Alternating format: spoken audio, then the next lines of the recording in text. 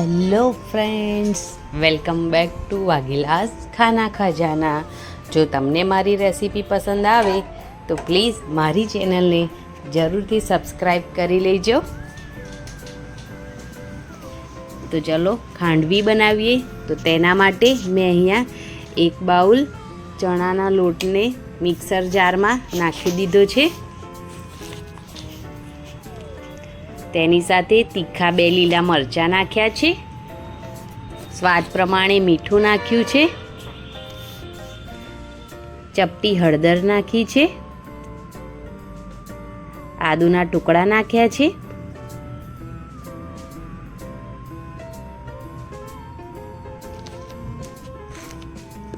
ચપટી હિંગ નાખી છે. અને હવે 3 બાઉલ ભરીને છાશ નાખી દઈશું. જો તમે દહીં લો તો એક બાઉલ ખાટું દહીં અને 2 બાઉલ પાણી લેજો. મેં અહીંયા 3 બાઉલ છાશ લીધી છે. જેટલો તમે ચણાનો લોટ લો તેથી ડબલ છાશ અથવા તો દહીં લેવાનું છે પાણી સાથે. હવે તેને એકદમ સારી રીતે પીસી લઈશું અને હવે એક ગરણીની મદદથી તેને ગાળી લઈશું, જેથી આપણને એકદમ સ્મૂથ પેસ્ટ મળે અને જેના આદુ અને મરચાંના જે રેસા હોય તે બહાર નીકળી જાય, ગરણીમાં જ રહે અને આપણને એકદમ સરસ સ્મૂથ પેસ્ટ બની રહે, જેથી આપણી ખાંડવી એકદમ સ્મૂથ બનીને રેડી થાય. તો જોઈ શકો છો આટલા રેસા નીકળ્યા છે આદુ અને લીલા મરચાંના. અને હવે આપણને એકદમ સરસ સ્મૂથ પેસ્ટ બની ગઈ છે. તો ચલો હવે એક જાડા તળિયાવાળી કઢાઈને ગેસ પર મૂકી દઈશું અને તેની અંદર આ પેસ્ટ નાખી દઈશું અને તેને એકદમ મીડિયમ ગેસ પર એકદમ સારી રીતે હલાવતા રહીશું. 10 થી 12 મિનિટ લાગે છે એટલે મેં થોડો ફાસ્ટ વિડીયો કરી દીધો છે. 10 થી 12 મિનિટમાં એકદમ સરસ પેસ્ટ બની જાય છે.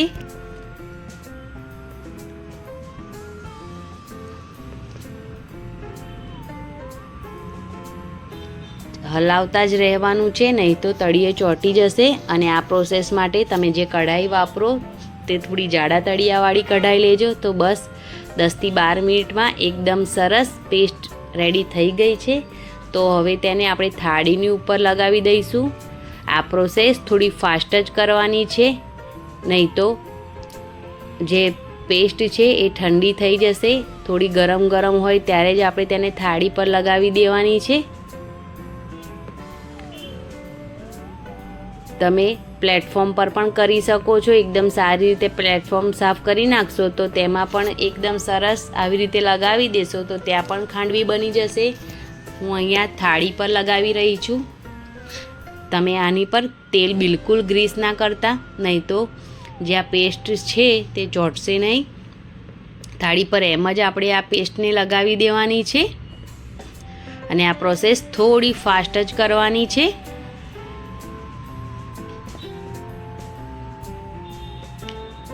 દસ થી 12 મિનિટ લાગે છે આપણે આ પેસ્ટને ગેસ પર કઢાઈમાં શેકાતા, પણ એકદમ સરસ સ્મૂથ પેસ્ટ બનીને રેડી થઈ જાય છે. તો હવે જ્યાં સુધી તે થોડું ઠંડુ થાય ત્યાં સુધી આપણે વઘાર કરી લઈશું. તો મેં અહીંયા 3-4 ચમચી તેલ લીધું છે અને તેની અંદર 2 ચમચી ભરીને રાઈ નાખી છે.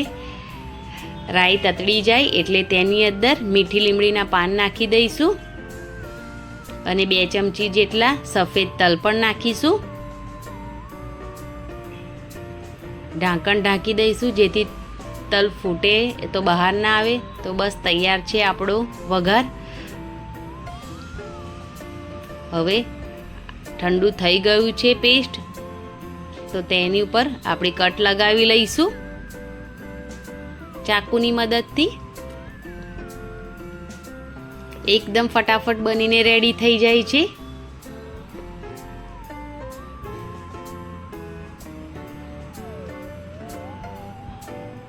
અને એકદમ આસાનીથી તે થાળીથી છૂટી પણ પડી જાય છે અને એકદમ સ્મૂથ બની જાય છે આપણી આ ખાંડવી. તમે જોઈ શકો છો તેમ.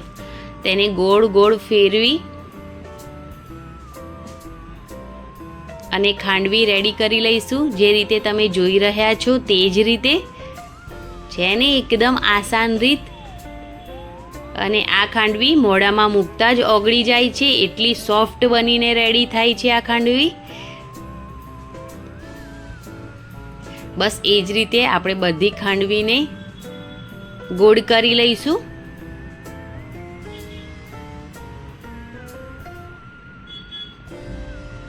બધી બહુ જ રીતથી ખાંડવી બને છે, પણ આ રીતથી તમે બનાવશો તો ખાંડવી એકદમ મોઢામાં મૂકતાની સાથે જ ઓગળી જાય તેવી બનીને રેડી થાય છે. તો તમે આ રીતથી જરૂરથી ટ્રાય કરજો એકવાર આ ખાંડવી. અને ફટાફટ તે થાળીથી અલગ પણ થઈ જાય છે.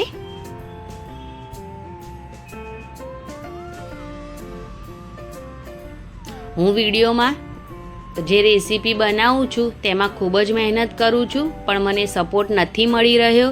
તો પ્લીઝ મને જરૂરથી તમે સપોર્ટ કરો. મારી ચેનલને તમારા સપોર્ટની ખૂબ જ જરૂર છે. અને તમને મારી રેસીપીમાં કંઈ પ્રોબ્લેમ લાગે તો મને કોમેન્ટમાં જરૂરથી જણાવજો, અથવા તમને કોઈ રેસીપી જોઈતી હોય તો પણ તમે મને કોમેન્ટમાં જરૂરથી જણાવજો. તો ભાઈ અહીંયા આ જ રીતે બધી જ ખાંડવી આપણે થાળીથી અલગ કરી લીધી છે. તો હવે તેની પર આપણે વઘાર મૂકી દઈશું.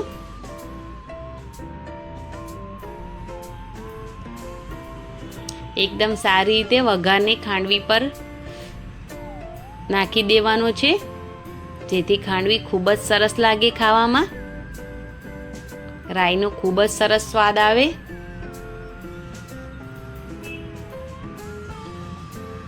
તો વઘાર નાખી દીધો છે. હવે તેની પર હું કોપરાનું છીણ નાખી રહી છું. તમારી પાસે સૂકા કોપરાનું છીણ ના હોય તો તમે લીલા નાળિયેરનું છીણ પણ નાખી શકો છો, અથવા તો સ્કીપ પણ કરી શકો છો.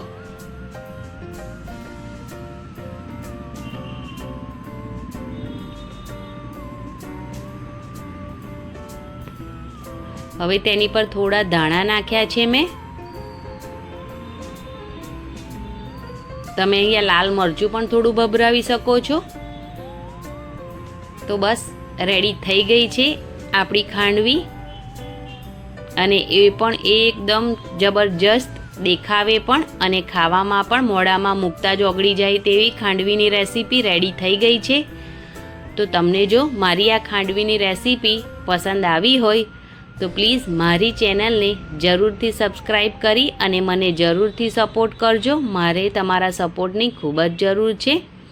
કોમેન્ટમાં જરૂર જણાવજો કે તમને આ ખાંડવી કેવી લાગી. શેર જરૂરથી કરજો અને વિડીયોને પહેલાં જ લાઈક કરી દેજો.